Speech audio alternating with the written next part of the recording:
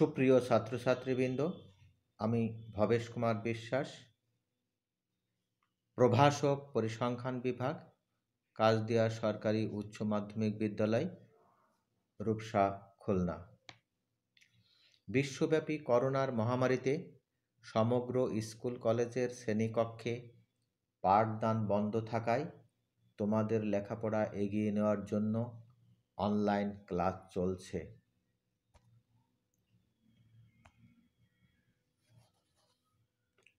আমার এই অনলাইন ক্লাসে তোমাদের সবাইকে শুভেচ্ছা জানাই। আগেই বলে রাখি, ভিডিও ক্লাসগুলো তোমরা বারবার দেখবে, নোট করবে এবং প্র্যাকটিস করবে। আমার অনলাইন ক্লাসের আজকের বিষয় পরিসংখ্যান দ্বিতীয় পত্র, শ্রেণী একাদশ দ্বাদশ, অধ্যায় প্রথম। এই অধ্যায়ের নাম সম্ভাবনা, ক্লাস নং 1, অর্থাৎ এই অধ্যায়ের প্রথম ক্লাস। এই অধ্যায়ের নাম হচ্ছে সম্ভাবনা এবং প্রথম ক্লাস। আজকের ক্লাস থেকে যা তোমরা শিখবে বা জানবে তা হলো সম্ভাবনার সাথে সম্পর্কিত বিভিন্ন বিষয় উদাহরণ সহ বর্ণনা করতে পারবে। আমরা সম্ভাবনা কি বা সম্ভাবনা কাকে বলে তা পরে আলোচনা করব, কিন্তু সম্ভাবনা কি বা কাকে বলে তা জানবার আগেই সম্ভাবনার সাথে সম্পর্কিত কিছু বিষয় আমাদের জানা দরকার, সেগুলোই আমরা জানার চেষ্টা করব। ফলে সম্ভাবনার সাথে সম্পর্কিত বিভিন্ন বিষয় উদাহরণ সহ বর্ণনা করতে পারবে। সম্ভাবনার সাথে খুবই সংশ্লিষ্ট একটি বিষয়, তা হলো পরীক্ষণ। ইংরেজিতে বলা হয় এক্সপেরিমেন্ট। পরীক্ষণ কি বা কাকে বলে এটি আমরা প্রথমেই জানব। যদি কোনো কাজ একই শর্তাধীনে বারবার সম্পাদন করা যায় তবে তাকে পরীক্ষণ বলে। তাহলে কোনো একটি কাজ একই শর্তাধীনে বারবার সম্পাদন যদি করা হয় তবে তাকে পরীক্ষণ বলে। পরীক্ষণের সংজ্ঞা অন্যভাবে বলা যায়, অর্থাৎ কতকগুলো নির্দিষ্ট শর্তের অধীনে কোনো একটি কাজ বা চেষ্টা পুনরাবৃত্তি করা হলে তাকে পরীক্ষা বা পরীক্ষণ বলে। এখানে পরীক্ষণের দুটি সংজ্ঞা আমরা পেলাম। পরীক্ষার সময় যে কোনো একটি সংজ্ঞা লিখলেই হবে। খুবই গুরুত্বপূর্ণ বিষয় যে পরীক্ষণ কি বা পরীক্ষণ কাকে বলে আমাদের সংজ্ঞাটি বারবার মুখস্থ করে রাখতে হবে এবং বারবার দেখতে হবে। পরীক্ষণের একটি উদাহরণ আমরা দেখি। একটি মুদ্রার দুটি পিঠ, হেড এবং টেইল। আমরা জানি একটা মুদ্রা বা একটা কয়েন বা একটা পয়সা, এটা যদি নিক্ষেপ করি তাহলে তার দুইটা পিঠ আসে। একটা পিঠকে বলা হয় হেড আর একটা পিঠকে বলা হয় টেইল। ইংরেজিতে হেড আর টেইল বলা হচ্ছে, বাংলায় বলা হয় মাথা অথবা লেজ। তাহলে মুদ্রায় যে দুটো পাশ থাকে তার এক পাশকে বলা হয় মাথা আর এক পাশকে বলা হয় লেজ, হেড অথবা টেইল। একটি নিরপেক্ষ মুদ্রা নির্দিষ্ট শর্তাধীনে বেশ কয়েকবার নিক্ষেপ করে এর উপরের পিঠে হেড উঠানোর প্রক্রিয়া একটি পরীক্ষা।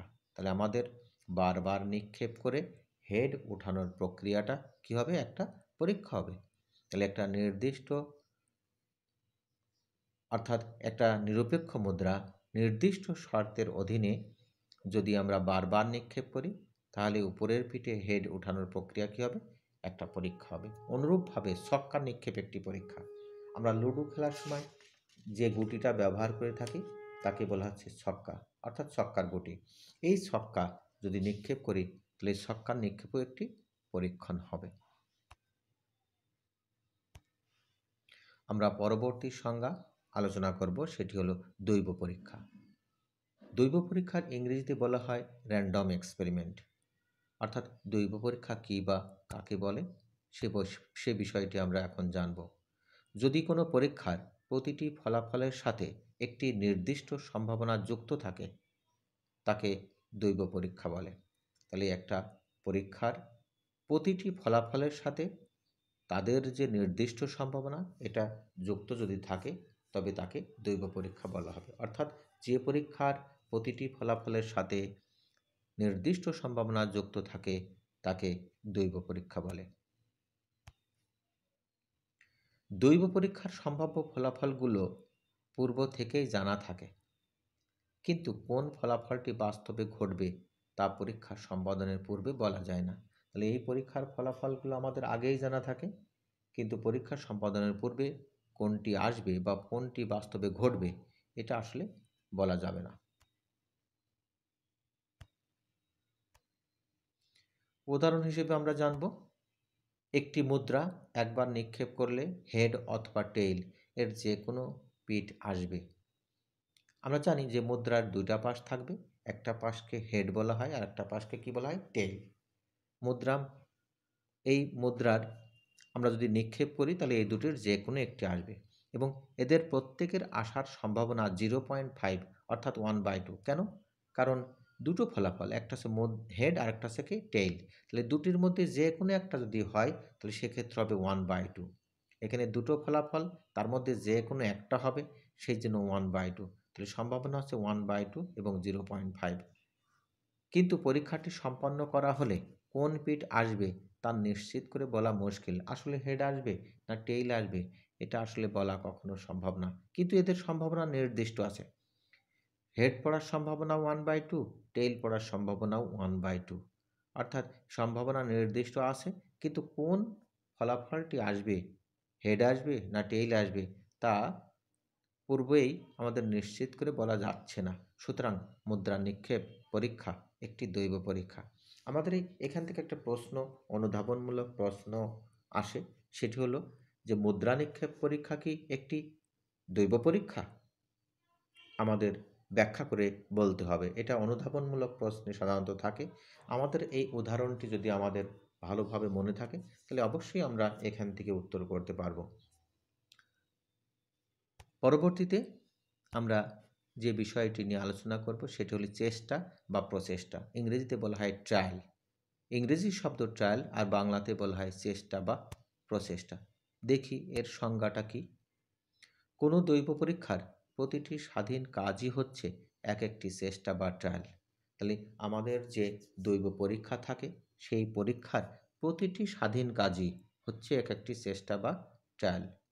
আমরা অন্যভাবে এটা সংজ্ঞাটা আর একটু দেখি।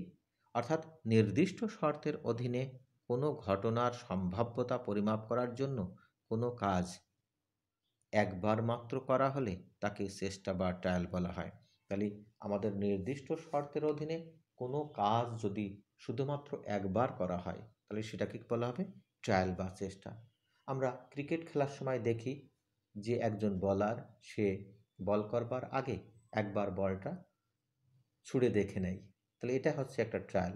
আমরা কাপড় যখন আমরা তৈরি করি, আমরা দোকান থেকে কাপড়টা নিয়ে আসার সময় একবার পরে দেখি, আমরা একবার গায়ে দিয়ে দেখি ঠিক আছে কিনা, তাহলে এটাকে বলা হয় ট্রায়াল। তাহলে একবার, শুধুমাত্র একবার করা হলে সেটাকেই বলা হবে চেষ্টা বা ট্রায়াল। যেমন একটি মুদ্রা 5 বার নিক্ষেপের পরীক্ষা একটি দৈব পরীক্ষা। এখানে প্রতিটি নিক্ষেপ এক একটি চেষ্টা বা ট্রায়াল। তাহলে এখানে সুন্দরভাবে পরিষ্কারভাবে বলা আছে একটি মুদ্রা 5 বার নিক্ষেপের পরীক্ষা একটি দৈব পরীক্ষা, আর এর প্রতিটি নিক্ষেপ এক একটি চেষ্টা বা ট্রায়াল হবে।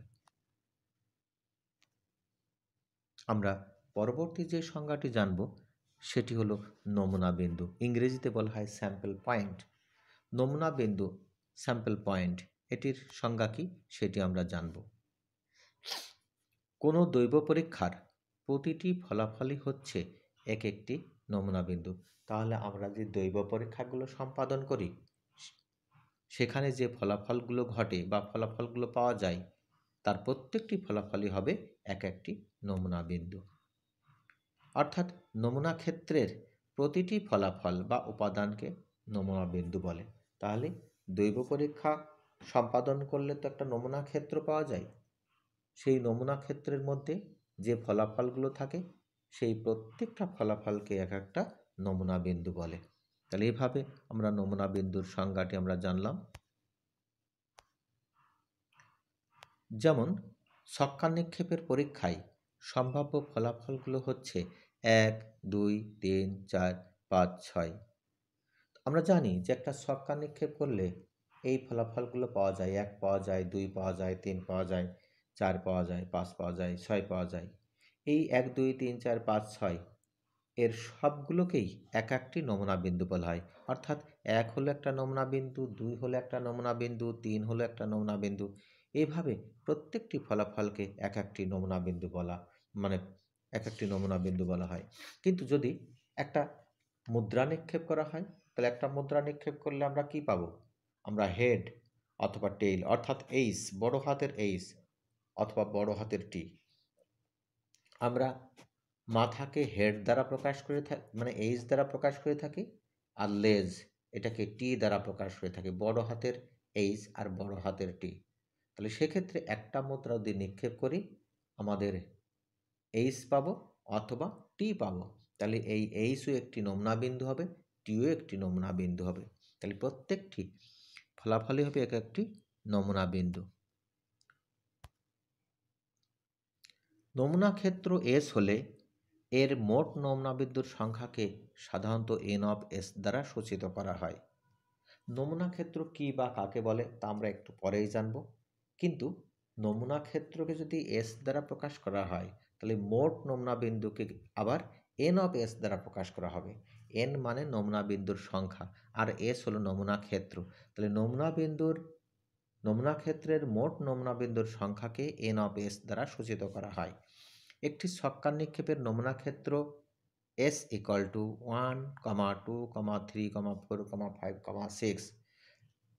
নমুনা ক্ষেত্র S আর এটার মধ্যে সেকেন্ড ব্র্যাকেট দিয়ে আমাদের সমস্ত ফলাফলগুলো কমা দিয়ে দিয়ে লেখা হয়। তাহলে নমুনা ক্ষেত্র S যদি 1, 2, 3, 4, 5, 6 হয় তাহলে মোট নমুনা বিন্দুর সংখ্যা n ব্র্যাকেটের মধ্যে S equal to 6। তার মানে এই নমুনা ক্ষেত্রের মধ্যে মোট 6টা নমুনা বিন্দু আছে। সেজন্য আমরা নমুনা ক্ষেত্রের মোট নমুনা বিন্দুর সংখ্যাকে n of s equal to 6 দ্বারা আমরা প্রকাশ করব। তাহলে সবসময় নমুনা ক্ষেত্রকে s দ্বারা যদি প্রকাশ করি তাহলে মোট নমুনা বিন্দুর সংখ্যা হবে n of s। আর একটা নমুনা ক্ষেত্রের মধ্যে যে কয়টা বিন্দু থাকবে বা যে কয়টা ফলাফল থাকবে সেই কয়টা ফলাফলের সংখ্যাই হবে মোট নমুনা বিন্দুর সংখ্যা। অর্থাৎ নমুনা ক্ষেত্রের মোট নমুনা বিন্দুর সংখ্যা n of s equal to এক্ষেত্রে 6। কিন্তু যদি একটা মুদ্রা নিক্ষেপ করা হয় তাহলে একটা মুদ্রা নিক্ষেপ করলে সেক্ষেত্রে নমুনা ক্ষেত্র S equal to সেকেন্ড ব্র্যাকেটের মধ্যে বড় হাতের এইচ কমা বড় হাতের টি হয়। অর্থাৎ এক্ষেত্রে মোট নমুনা বিন্দুর সংখ্যা হবে n of s equal to 2। n of s equal to কত হবে? 2। কারণ দুটো বিন্দু পাওয়া যাবে। একটা মুদ্রা যদি নিক্ষেপ করা হয় তাহলে সেক্ষেত্রে নমুনা ক্ষেত্র S equal to সেকেন্ড ব্র্যাকেটের মধ্যে বড় হাতের এইচ কমা বড় হাতের টি। তাহলে সেক্ষেত্রে মোট নমুনা বিন্দুর সংখ্যা হবে n of ব্র্যাকেটের মধ্যে S equal to 2। তাহলে একটা মুদ্রা নিক্ষেপ করলে আমাদের নমুনা ক্ষেত্রের মোট নমুনা বিন্দুর সংখ্যা হচ্ছে n of s equal to 2। একটা ছক্কা নিক্ষেপ করলে নমুনা ক্ষেত্রের মোট নমুনা বিন্দুর সংখ্যা হবে n of s equal to 6। একটা ছক্কা নিক্ষেপ করলেই নমুনা ক্ষেত্রের মোট নমুনা বিন্দুর সংখ্যা হবে n of s equal to 6। একটা মুদ্রার বেলায় হবে নমুনা ক্ষেত্রের মোট নমুনা বিন্দুর সংখ্যা n of s equal to 2। আমরা এরপর একটু যে জিনিসটা জানব সেটা হলো নমুনা ক্ষেত্র কি বা কাকে বলে। নমুনা ক্ষেত্রকে সাধারণত স্যাম্পল স্পেস, ইংরেজিতে বলা হয় স্যাম্পল স্পেস। স্যাম্পল স্পেস নমুনা ক্ষেত্র। তাহলে এর সংজ্ঞা আমরা জানি যে কাকে বলে। কোনো দৈব পরীক্ষার সম্ভাব্য সকল ফলাফলের সেটকে নমুনা ক্ষেত্র বলে। তাহলে একটা দৈব পরীক্ষা সম্পন্ন যদি করা হয় তাহলে যতগুলো ফলাফল পাওয়া যাবে সেই ফলাফলের সেটকে নমুনা ক্ষেত্র বলা হবে। নমুনা ক্ষেত্রকে এস দ্বারা প্রকাশ করা হয়। আমরা একটু আগেও আমরা দেখলাম নমুনা ক্ষেত্রকে এস দ্বারা প্রকাশ করা হয়। উদাহরণ হিসেবে একটি ছক্কা নিক্ষেপের পরীক্ষায় নমুনা ক্ষেত্র হবে S equal to 1, 2, 3, 4, 5, 6। তাহলে একটা ছক্কা যদি নিক্ষেপ করি তাহলে সেক্ষেত্রে নমুনা ক্ষেত্র হবে S ইকুয়াল টু 1, 2, 3, 4, 5, 6। যদি একটা মুদ্রা নিক্ষেপ করি তাহলে একটি মুদ্রা নিক্ষেপের পরীক্ষায় নমুনা ক্ষেত্র হবে S ইকুয়াল টু বড় হাতের H, বড় হাতের T, সেকেন্ড ব্র্যাকেটের মধ্যে লিখতে হবে। তাহলে S ইকুয়াল টু সেকেন্ড ব্র্যাকেটের মধ্যে বড় হাতের H, বড় হাতের T একটা মুদ্রা যদি নিক্ষেপ করি। তাহলে এ ছিল আমাদের নমুনা ক্ষেত্র কাকে বলে। নমুনা ক্ষেত্রকে সবসময় S দ্বারা প্রকাশ করা হয় এবং আমাদের S equal to second bracket দিয়ে এভাবে লিখতে হয়। আমরা আজকে এ পর্যন্তই আমরা আলোচনা করে শেষ করতে চাচ্ছি। আমরা আগামী দিনে নমুনা ক্ষেত্র সম্পর্কে আরও বিস্তারিত জানব এবং বিভিন্ন প্রকার নমুনা ক্ষেত্র আমরা তৈরি করা শিখব।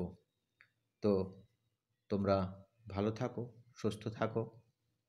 সবাইকে ধন্যবাদ জানিয়ে আমি আমার ক্লাস এখানেই শেষ করছি।